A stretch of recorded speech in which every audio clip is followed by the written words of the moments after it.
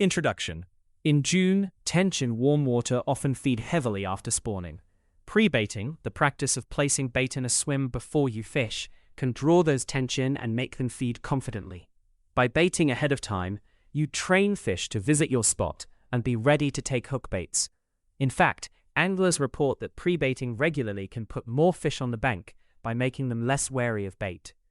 To design a productive June tench prebait campaign, consider key factors like how many fish are around, density, how much waterfowl competition there is, and the water temperature.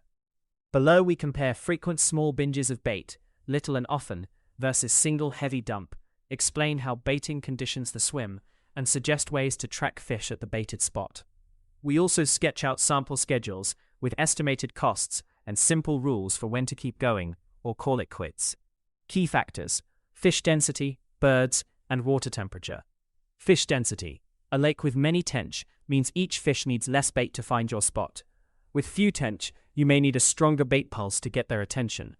In low-density waters, heavier baiting or longer pre-baiting can lure scarce fish, while in crowded waters, small amounts can keep many fish fed. Adjust bait amounts so the ration per fish is sensible. Bird competition.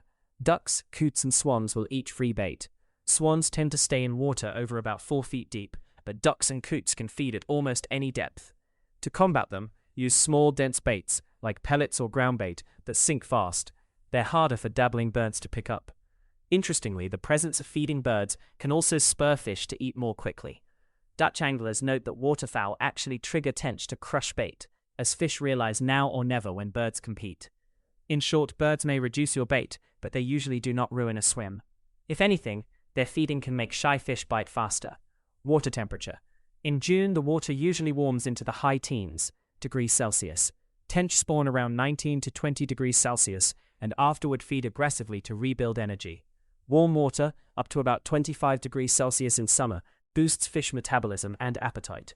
This means June tench can be quite eager to eat, but also that bait can be eaten and digested quickly.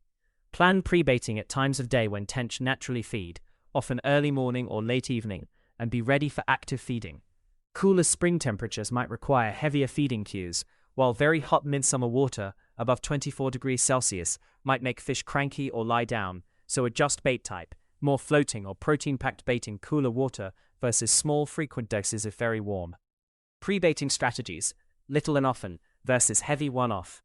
Two contrasting approaches can be used. This method spots baits, small amounts very regularly, for example a few times a week or even daily with modest portions. Its goal is to habituate the fish to that location. Angling advice is clear: baiting up with less bait regularly, say every 2 or 3 days, is more beneficial than a large hit every now and then, since it lets fish eat quietly without spooking them. By feeding 200 to 500 g of mixed bait multiple times, the fish come to recognize the spot as a safe feeding zone. An experienced carp angler advises tossing about 1 pound of bait, approximately 0.45 kilograms, 3 times in the week before fishing, so the fish will feed more confidently when you arrive. Over 1 to 2 weeks, this slowly conditions the fish. They clear the bait each visit and learn to return for more. Heavy one-off. A large quantity of bait is thrown in at once, for example several kilograms at the start. This can instantly attract fish, especially if they are hungry, but it carries risks. If too much bait is dumped, the fish may gorge and then scatter, or even stop feeding temporarily. Also, bystanders, other anglers or birds, may notice a big bait slick. Some anglers report that heavy baiting, especially with highly attractive baits like hemp seed, can have a lagged effect. Fish may not appear in force until a day or 2 later. For example, dumping half a bucket of hemp in one go gave only a couple of bites at first, but over the next week, the fish returned and produced many good catches. The downside is that until that delayed feeding happens, your rods stay quiet. Swim conditioning. Regardless of method, the aim is to condition the swim. Essentially, pre-baiting trains tench to associate your spot with food.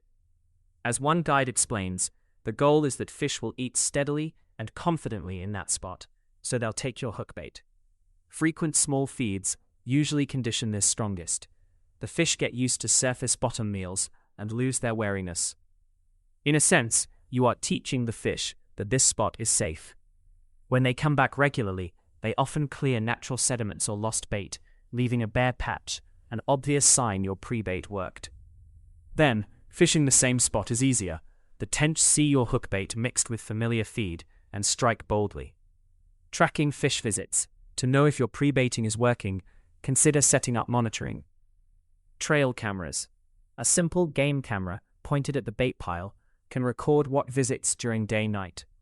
Waterbirds, otters, or even curious carp often appear. Some anglers clip a trail cam to their brolly or pegs or loop it on a branch over the swim. This lets you see if fish have been taking your bait.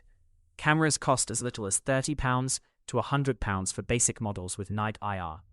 I don't identify the exact number of tench, but any footage of swirls or bubbles is evidence the spot is holding fish. Underwater cameras or fish finders. There are specialized tools now.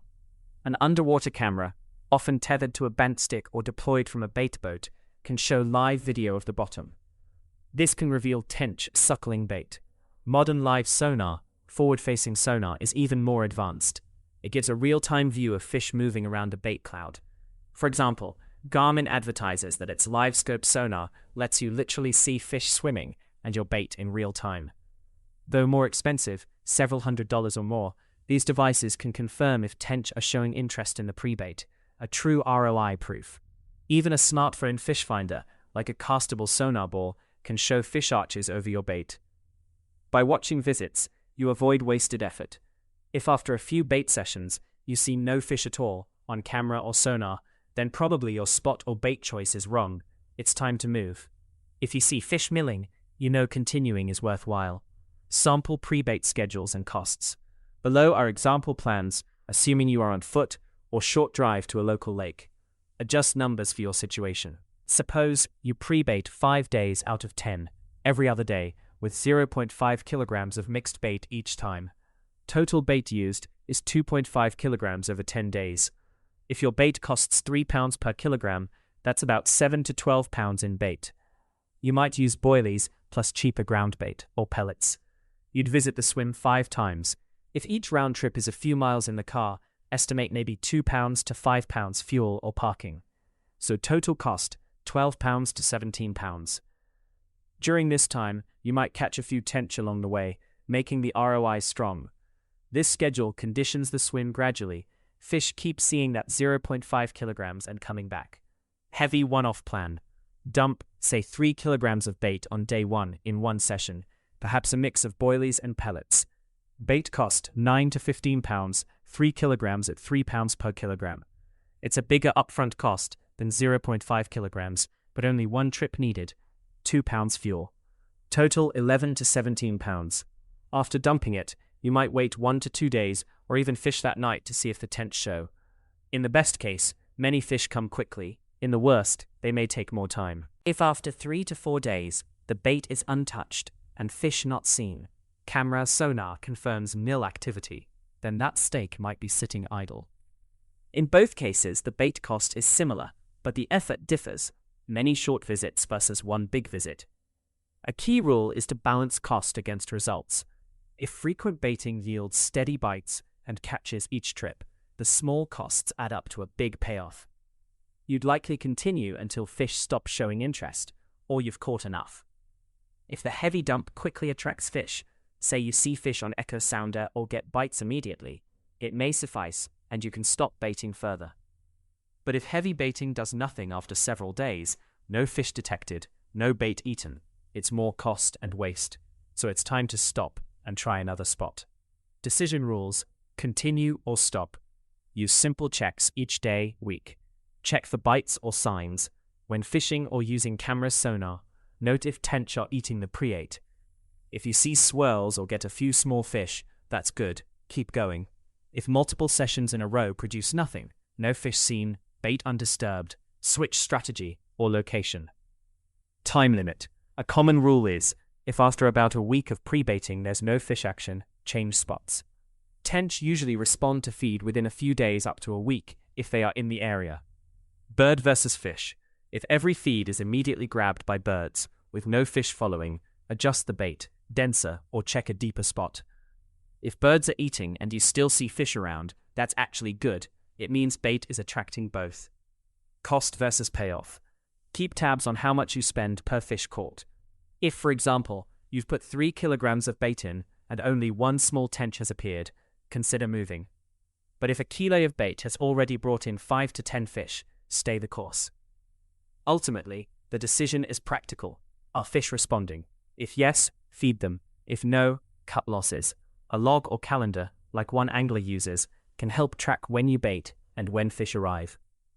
A data-driven pre-baiting plan makes June tench fishing much more productive.